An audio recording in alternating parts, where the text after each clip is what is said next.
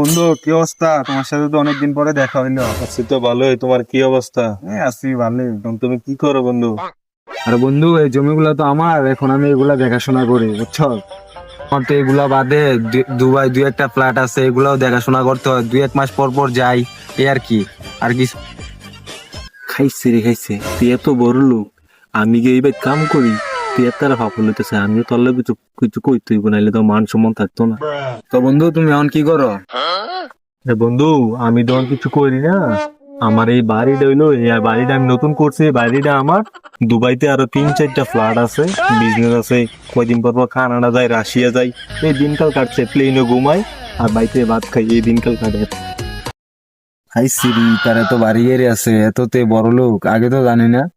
আর এত লোকে পাপড় সাইরে এলাম, আরেকজনের জমিতে আমি কাম করি, এত জানলে তো আমার মান সম্মান থাকতো না।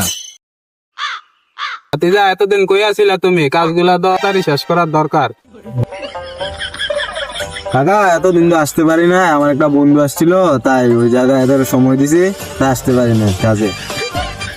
আচ্ছা ঠিক আছে, তাহলে এখন কাজটা তুমি শেষ করো।